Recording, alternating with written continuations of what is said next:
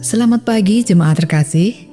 Kita berjumpa kembali dalam sapaan dan renungan pagi. Hari ini, Sabtu 21 Februari 2026, bersama saya, Yulianti. Sebelum kita membaca sabda Tuhan dan mendengarkan renungan pagi ini, marilah kita berdoa. Puji syukur kami haturkan kehadirat-Mu Tuhan, atas hari baru pemberian-Mu. Tolonglah kami untuk memulai hari ini dengan mengandalkan pada kekuatan dan penyertaan Tuhan saja.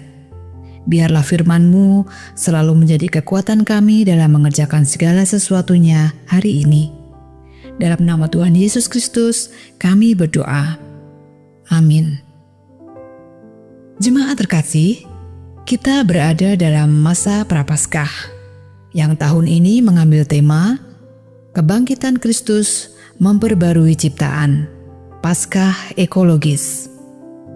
Sepanjang masa Prapaskah, kita tidak hanya diingatkan, tapi juga diajak mengambil langkah nyata untuk menjaga bumi kita. Firman Tuhan dan renungan pagi ini berjudul Merenungkan Mazmur 23 di tengah bumi yang gersang.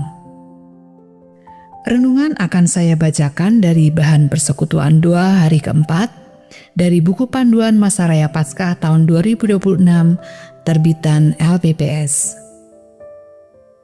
Jemaat terkasih, ketika kita membaca Mazmur 23, seringkali kita terhanyut pada gambaran yang indah.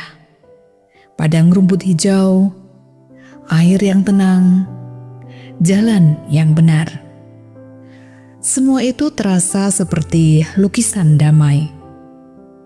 Tetapi, mari kita berhenti sejenak dan bertanya, apakah kita masih melihat padang rumput hijau itu hari ini?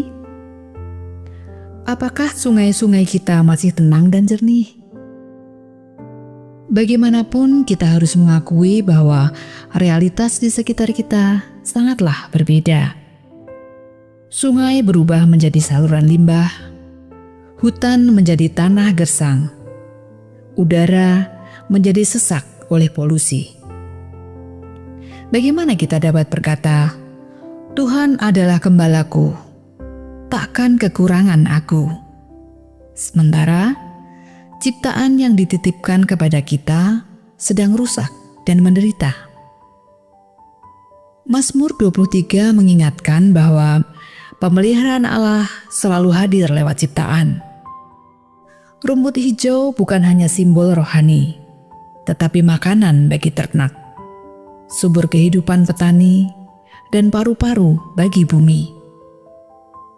Air yang tenang bukan hanya metafora ketenangan batin, tetapi sungai yang sehat, air bersih yang kita minum setiap hari. Jika kita membiarkan alam rusak, sesungguhnya kita sedang menutup saluran kasih Allah bagi generasi mendatang. Mazmur ini juga berkata, sekalipun aku berjalan dalam lembah kekelaman, aku tidak takut bahaya. Bukankah lembah kekelaman di zaman ini adalah krisis ekologi? Perubahan iklim, banjir bandang, tanah longsor, polusi plastik, bahkan krisis pangan. Namun kabar baiknya, Tuhan menuntun kita di jalan yang benar. Jalan benar itu hari ini berarti gaya hidup yang lebih sederhana, hemat energi, mengurangi sampah, menanam pohon, menjaga air. Itu bukan sekedar tindakan sosial, melainkan ketaatan iman. Dan akhirnya Daud berkata, Aku akan diam dalam rumah Tuhan sepanjang masa. Rumah Tuhan bukan hanya gereja. Bumi ini adalah rumah bersama segala ciptaan. Menjaga rumah atau bumi ini berarti menghormati sang pemilik rumah. Jika kita mengaku Tuhan sebagai gembala, marilah kita belajar menjadi gembala kecil bagi bumi. Merawat rumput tetap hijau, air tetap jernih, dan rumah tetap layak huni. Dengan begitu, bukan hanya kita, namun seluruh ciptaan dapat berkata pula, "Aku takkan kekurangan, sebab Tuhan adalah gembalaku." Amin. Mari kita berdoa. Tuhan, terima kasih atas karunia berupa bumi yang boleh kami diami dan hidup di atasnya. Berilah kami rahmat untuk senantiasa ingat bahwa bumi ini tidak kami tempati sendiri, tetapi bersama makhluk hidup lain yang juga Tuhan ciptakan untuk hidup bersama kami. Tolonglah kami untuk selalu menjaga bumi ini beserta isinya, sehingga kegersangan bisa berubah menjadi kesegaran, dan kami bisa menjadi saluran berkat melalui bumi yang kami jaga bagi generasi-generasi sesudah kami. Kiranya Tuhan senantiasa menolong kami. Amin. Jemaat terkasih, sebagai langkah nyata untuk menjaga bumi dan kelestarian alam, Panitia Masa Raya Paskah mencanangkan gerakan 40 hari niat baik.